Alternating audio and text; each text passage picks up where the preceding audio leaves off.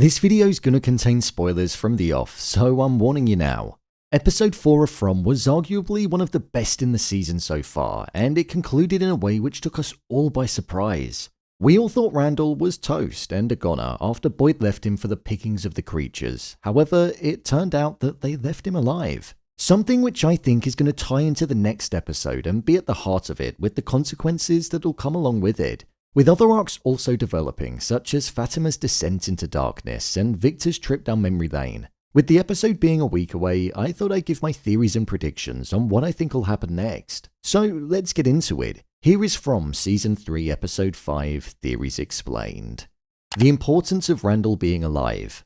One thing that I think is going to be at the heart of the next episode is the fact that Randall is still going to be alive. When Randall and Boyd were together on the coach, Randall said that dying wasn't the worst thing that could happen. And lo and behold, we all thought that he was going to die, but it's almost like the supernatural force of the town listened to him and decided to keep him alive because they knew that him being kept alive would be more difficult for him. Whilst that is probably one of the main reasons as to why it was done, I think the importance of it comes with the consequences of Boyd leaving Randall and what that's going to do for the overall mindset and mood of the town. In the first episode, we saw that Randall was almost taking matters into his own hands with the way that he was acting when he found out that all of the crops had been spoiled, taking the goat for himself. He was standing off against Victor and also Boyd, and I think that division and argument in the first episode was almost symbolic of what's to come.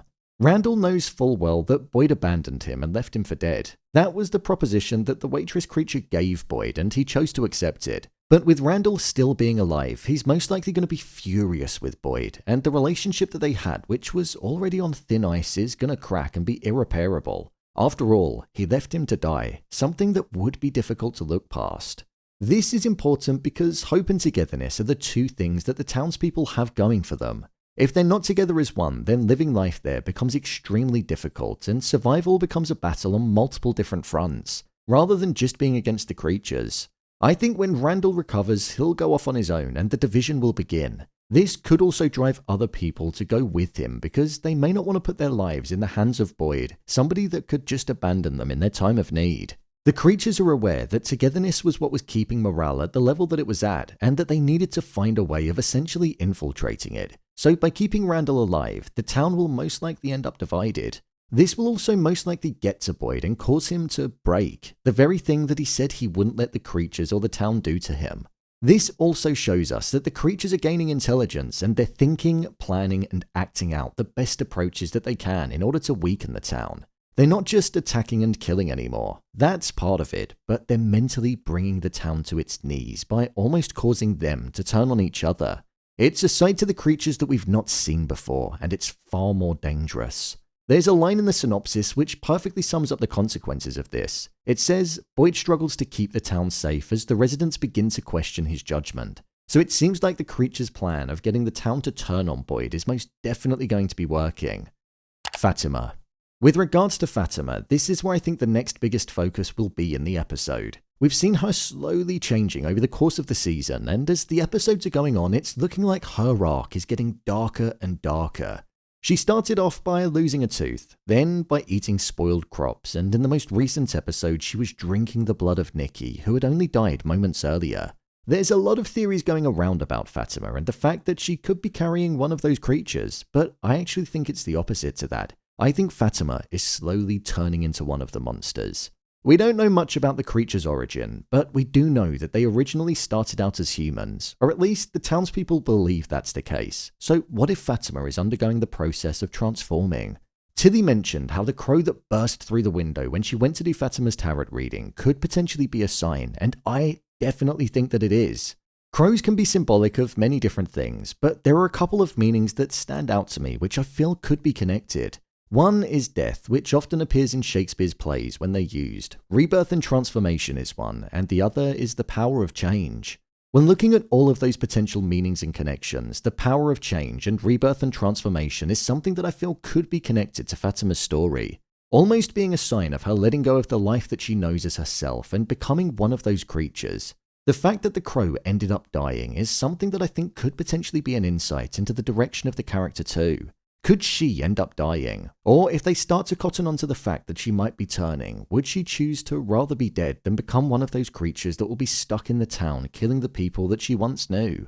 It's definitely one of the most interesting arcs at the moment, and it's the one that keeps me guessing the most. Victor. What's interesting about Victor is that he's obviously been in the town for several decades and he's seen it undergo major changes and all of the people that have come and gone. Within the synopsis for the next episode, it mentions Victor must face a painful reminder of his past. In the most recent episode, he built a fort and looked back on the night that his mother told him to stay in the basement. This was the fateful day where the townspeople were slaughtered by the creatures and Victor had to deal with the dead. Victor's mother believed that she was onto something and was going to be able to free the people. However, the opposite happened, and not only did the townspeople die, but she did, and so did her daughter, Victor's sister.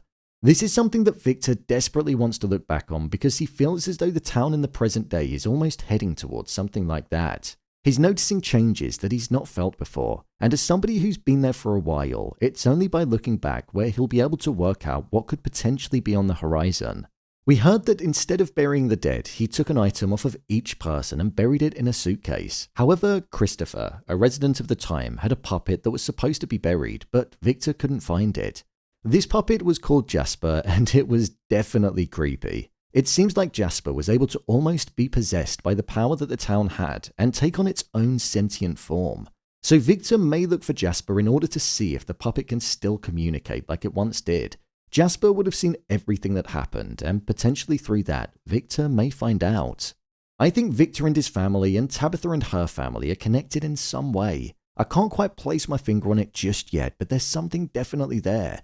Victor is like Ethan in the sense that they've both seen the boy in white, they both have a sister, and they both have a mother that's considered to be the chosen one. I wonder if the fact that Tabitha is the chosen one and is now back in the town after escaping, and also the fact that she brought Henry there, if events like what occurred on the night that Victor lost his mother is going to potentially occur again. Almost like history repeating itself. It's something that could well be a possibility. I also think we might well see Victor and Henry reunited for the first time in several decades, which will make a very interesting moment to watch unfold.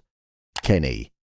There was no mention in the synopsis about Kenny being in the forest, but I imagine we will see that getting picked up again in the next episode. Kenny mentioned how he felt as though he had no purpose in surviving due to the fact that his mother and father were dead, and they were the main motivators for him. But now that they were gone, he almost didn't see the desire to escape as much. I think that's something that will change. Christy mentioned to him several times that he wasn't alone. So I wonder if Kenny and Christy could end up in some kind of romantic situation, or Kenny might just find comfort in just being around other people, and that sense of belonging and motivation to fight to get out of the town will come back because of that. We heard movement outside of the huts in the previous episode, which showed that the talisman dolls don't necessarily work 100% as they broke through the border. We still don't know what type of creatures they are and how they're connected to the town, but I'm hoping that will be developed more. I think the fresh produce is definitely a trap, and they've walked into the jaws of something which isn't going to let them out as easily as they got in. There are so many different directions that the next episode could go in, but these are the key things that I think will probably happen when the show returns next week. So, there you have it, from Season 3, Episode 5, Theories Explained. If you want to see every episode of From broken down, or theories and predictions on upcoming episodes, then click on the card in the top corner. There's an entire playlist there. Or alternatively, you can head over to my channel where you'll find them all. And finally, if you'd like to see what I rate the latest movies that don't quite make the cut to getting a dedicated video, then head over to my Letterboxd profile. It's where I rate the latest releases in real time. What do you think will happen next? Let me know your thoughts in the comments. As always, thanks for tuning into the video, and I'll see you in the next one.